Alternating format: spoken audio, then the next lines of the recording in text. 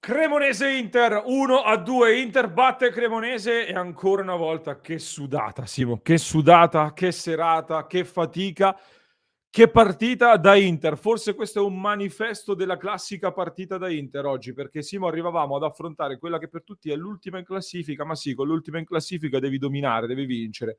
Poi nessuno ricorda che col Napoli sono passati in Coppa Italia, che in settimana col Bologna si è visto una Cremonese diversa grazie anche al cambio in panchina.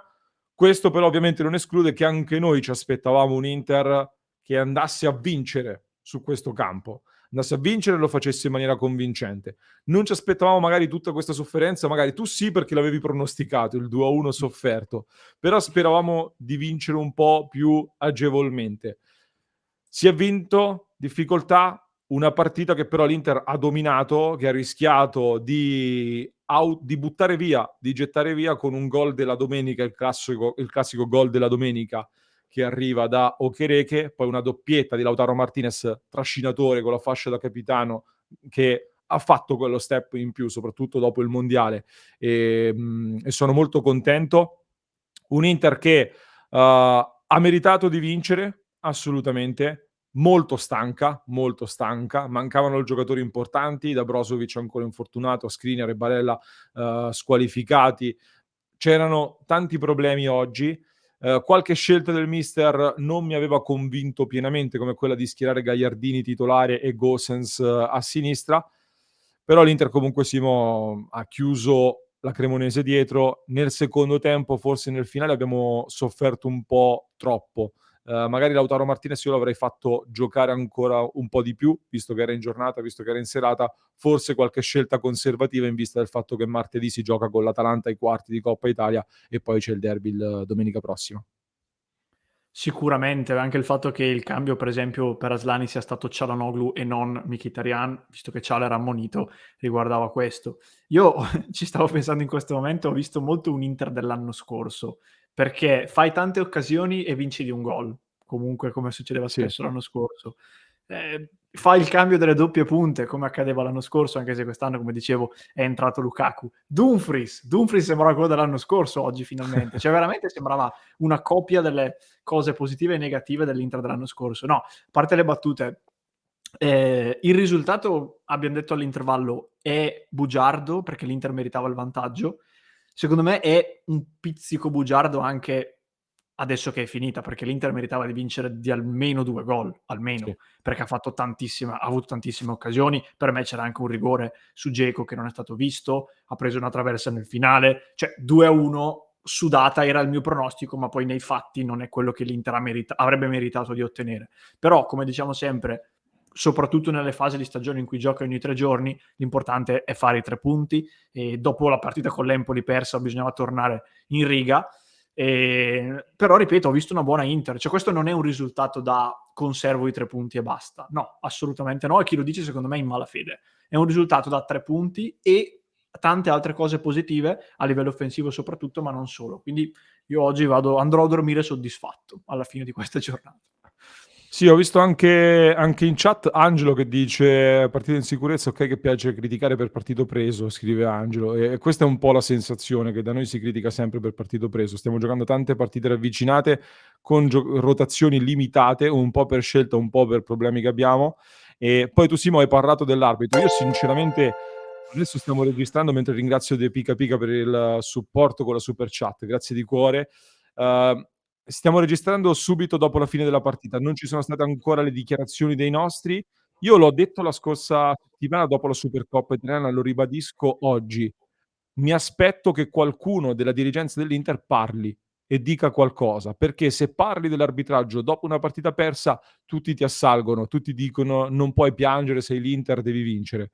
Ma in campo ci vanno 3 squadre, l'Inter, l'avversario e l'arbitro, che incide sulla partita tanto quanto l'avversario. Anche oggi per me l'arbitraggio è stato ampiamente insufficiente, così come dall'inizio del 2023 io ho visto una serie di partite in cui sono stato sempre molto insoddisfatto di quella che è stata la conduzione, la direzione arbitrale, in cui secondo me in ogni partita ci sono stati degli episodi almeno estremamente dubbi. Oggi l'Inter ha rischiato di finire in bilico una partita in cui il gol della Cremonese nasce da un super gol clamoroso di Okereke che contro di noi si scatena ovviamente. Un fallo laterale dove c'è un calcio di punizione per l'Inter che non viene fischiato, la Cremonese batte questo fallo laterale e segna, e va bene, potevamo stare più attenti. Un rigore su Dzeko che per me è clamoroso. DAZN continua a far rivedere il contrasto solo all'altezza del piede, ma il fallo secondo me è sopra, dove Chiriches col braccio spinge sulla schiena di Dzeko e lo manda a terra, oltre a colpirlo sulla gamba e sul piede, e quello è rigore, punto. Magari non clamoroso, magari non è il contatto Ronaldo-Giuliano, ma è rigore, come lo stiamo vedendo fischiare sempre. E quindi questo, poi chiederei a DAZN, così come ci ha fatto vedere 1000 replay per un tocco di Darmian che non era assolutamente rigore, per me ce n'era un altro, Lautaro Martinez Chiriches che entra in area di rigore, non è stato fatto vedere nemmeno un replay, ma per me era molto dubbio. All'interno di un arbitraggio che secondo me mi ha lasciato abbastanza perplesso in diverse decisioni, anche nella gestione dei momenti della gara. Ti chiedo, Simo, prima di parlare anche dei singoli, se ci dai un po' il racconto delle azioni della gara. Oggi è corposo, soprattutto nel primo tempo, perché poi sono stati in realtà 2 tempi un po' diversi, perché nel primo ho segnato tantissime occasioni. Nel secondo, a parte i primi 15 minuti, poi sono state tante, siamo andati vicini al gol tante volte, ma magari chiudevamo peggio rispetto al primo tempo. Ricordo per esempio un tiro di Bastoni che finisce ampiamente in curva all'interno di un contropiede 4 contro 3, un paio di volte lo stesso Bastoni che cercava la spizzata di testa da calcio d'angolo sul primo palo, ma poi non ne nasceva nulla. Quindi nel primo tempo l'Inter ha fatto tantissimo, a parte il gol di Okereke, subito dopo 4 minuti Acerbi alto di testa, poi Dzeko al 16° calcio a lato, dopo 11 minuti al gol di Okereke arriva il pareggio di Lautaro al 21°, ancora Dzeko al 25° troppo centrale in ripartenza, tacco di Benassi e lì al 26° abbiamo avuto un po' di paura, poi ancora Lautaro al 27, Lautaro centrale al 33 e poi doppia occasione di Marco Lautaro al 45° con 2 parate di Carnesecchi, nel mezzo anche una mezza occasione per Ciofani. Poi nella ripresa, come dicevo, subito dopo 2 minuti Carnesecchi su Di Marco, dopo altri 4 minuti Dzeko centrale, il gol di Lautaro al 65° e poi le prime azioni effettive che ritrovi sono già nel finale, dopo l'85°. Però è stata comunque una partita in cui dal primo al 90° l'Inter ha avuto tantissime occasioni e sinceramente ho visto prima i numeri. Possesso palla 66% a 34, 30 tiri a 12 dell'Inter. Vado a memoria, ma non mi sembra di aver visto più di 5 minuti complessivi di partita in cui la Cremonese tiene in mano il pallino. E questo è un altro dato positivo, perché comunque le partite, anche contro magari le piccole, ci sta quel momento in cui magari cali un po', loro sono sotto di un gol, sono in casa, provano a recuperare. Per me non c'è stato neanche questo. Quindi ripeto, io sono contento di questa prestazione. Prestazione che porta l'Inter momentaneamente al secondo posto. Simo, l'Inter brutta, cattiva, scarsa, da buttar via, da rinviare, eccetera. È l'unica squadra italiana che ha un trofeo già in bacheca, quarti di finale di Coppa Italia, ottavi di finale di Champions e seconda in classifica in attesa del Milan domani sul campo di San Siro contro il Sassuolo. La Lazio affronta la Fiorentina, la Roma va ad affrontare la capolista Napoli e l'Atalanta, che è distanziata in questo momento dall'Inter di 5 punti, affronta una Samp che sta cercando di fare mercato proprio in queste ore per salvarsi. Quindi l'Inter sale a quota 40 punti, meno 10 dal Napoli in attesa della gara di domani, ha fatto il suo. A livello di singoli, Lautaro Martinez ovviamente non può non essere il migliore in campo. L'unico piccolo neo, se proprio vogliamo trovarne uno nella sua prestazione, un'occasione su un tiro ravvicinato respinto da Carnesecchi che non è riuscito a mettere in porta, ma ha fatto una partita perfetta secondo me Lautaro, da trascinatore vero, da raccordo, da compagno d'attacco di Edin Dzeko, un Edin che mi è piaciuto anche Edin, non tanto nel primo tempo, meglio nel secondo, anche in occasione dell'assist che fa per Lautaro Martinez in grande crescita.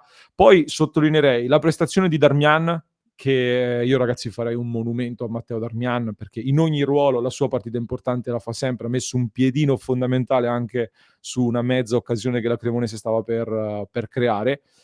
E poi mi è piaciuto molto Dumfries a destra, sul quale faccio parlare te perché l'hai sottolineato più volte Simo, e l'impatto di Aslani. Da Lukaku mi aspetto ancora qualcosa in più, qualcosina ha fatto vedere, speriamo che sia l'inizio.